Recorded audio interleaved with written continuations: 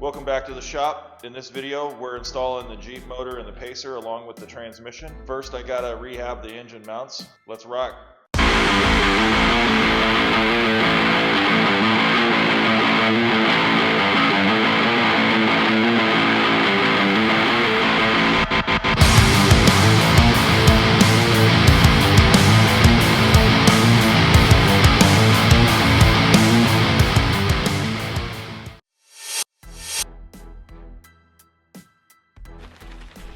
Here's the original engine mounts that came off the Pacer's original 258. These were the parts, the brackets that bolted to the block, and these are the parts that bolted to the car. I'm looking at the rubber insert in here, and it's pretty aged and beat up. This one's missing a chunk on the outer here. The ones that are on the parts cars outside look pretty much identical. Just some brief research I've done online. Looks like I might be able to replace this inner part with a Jeep one maybe, but I've got to research that more. If I can't make that work, then I'm going to end up reusing these. They don't look like the integrity of them is compromised very much. They just look dirty. Some cobwebs and things in there. So I might be able to get by with it. I prefer not to. So we'll see how this goes. But for now, as far as the steel parts go, I'm going to sandblast them and paint them.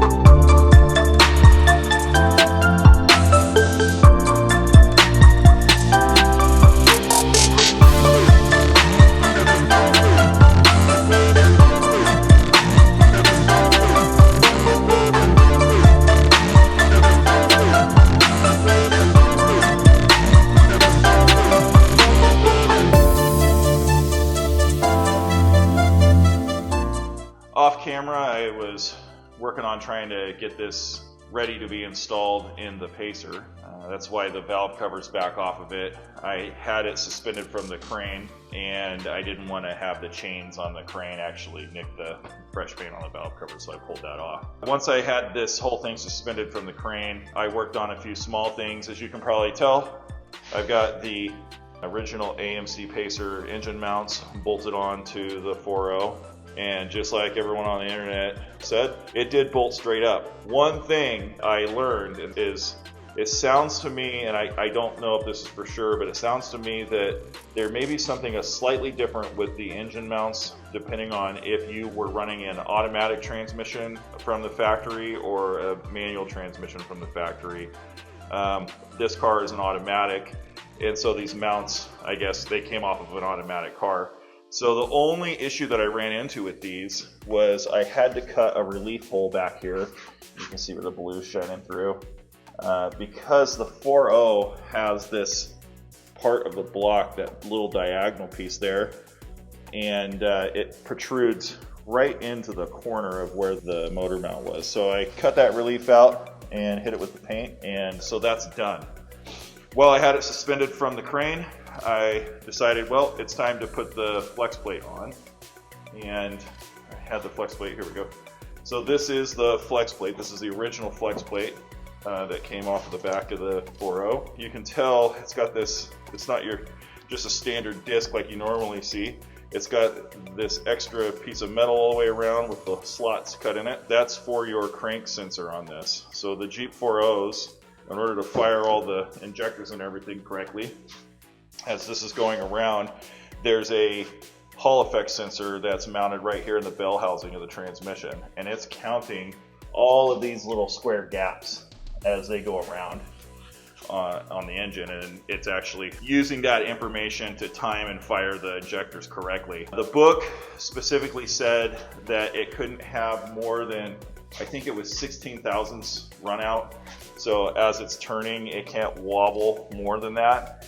And that makes sense because if you have your Hall effect sensor on there and it wobbles off of that, it's going to jack it up and it'll cause maybe a no start condition, or at least the engine to run really rough. And then I'll be running around chasing my tail trying to figure out how to diagnose that when the issue's back here. Unfortunately, that is either an engine out fix or pull the transmission and get to the back of the engine kind of a fix. So rather than risk that, I decided to go ahead and get my gauge and everything on here and turn the engine over. So while I did that, the run out exceeded 16 thousandths by a pretty decent amount. I think the highest I saw was close to 30 thousandths. So that could have been a big problem. This flex plate is actually bent.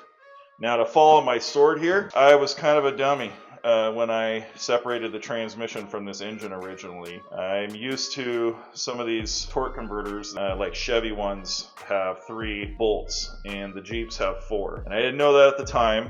So if you could imagine the transmission connected to the back of this thing, I got underneath, thought I got all of the torque converter bolts, but I missed one. And you'd think for as long as I've been working on this, I would have turned the engine over more to make sure. So I had one bolt still stuck in the torque converter. Dead on all morning. How about that little fella? I didn't know it. And here I am pulling and pulling and pulling, trying to separate the transmission. Now, Oh, that little guy. I wouldn't worry about that little guy. in my experience, transmissions that have been connected to an engine for a long time will tend to hang up on some of these dowels. There's alignment dowels here on both sides. I was thinking maybe it's just stuck on that, and the way it was coming off, it kind of looked like that. And I ended up getting a pry bar in here and prying on it.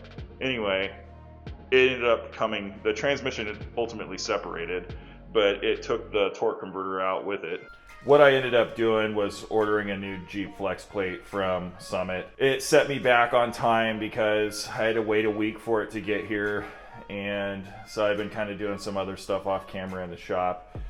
But I just figured, screw it, might as well just eliminate the issue now. It probably got bent slightly when I was prying on it. Again, you know, we all have our bad days. I should have slowed down and thought that one through, but I didn't, so it is what it is.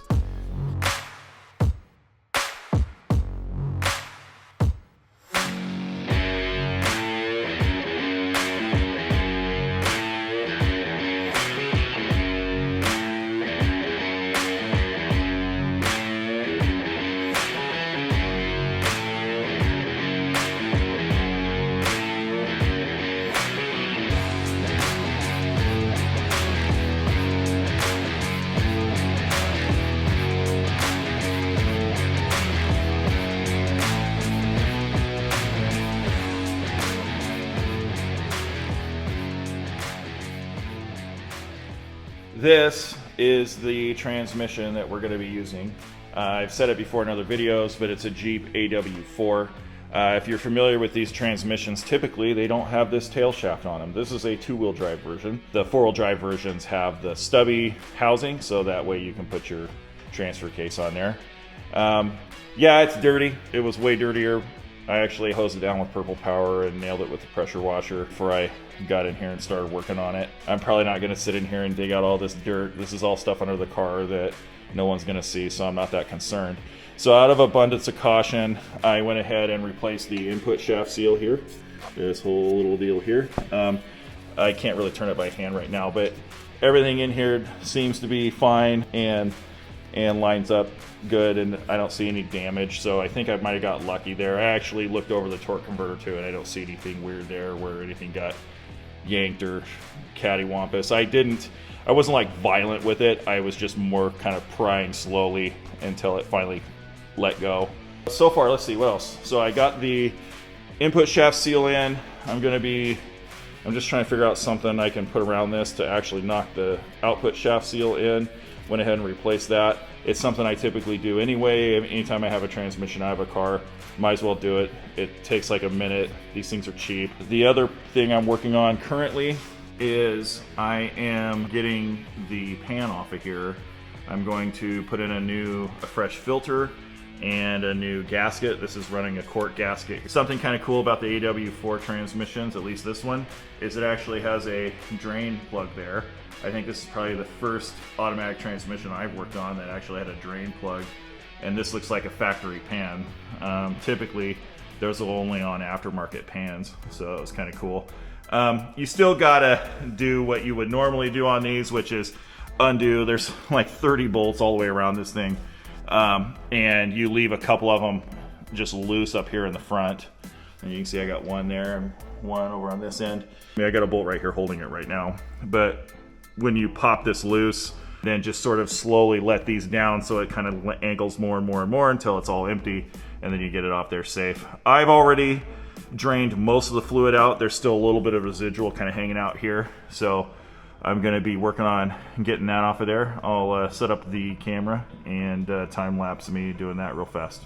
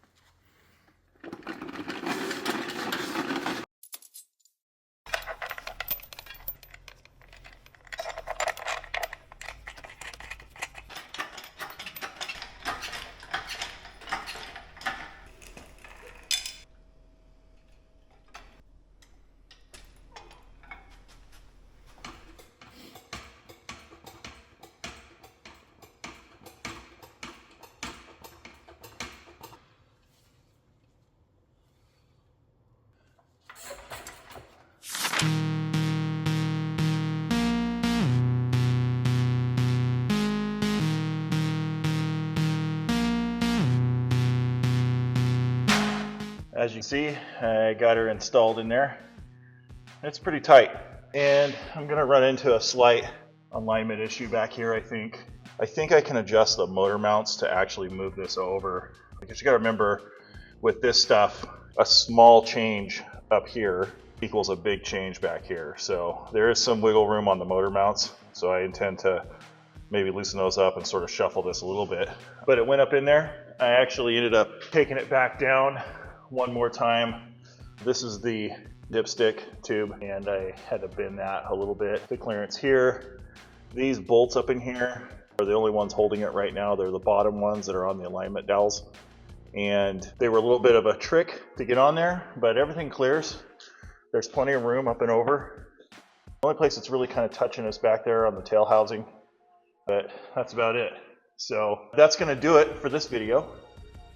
We'll wrap this one up here. Next video, I'm going to be trying to figure out how to fabricate a cross member here to hold the back of the transmission. That'll be after I get it all adjusted.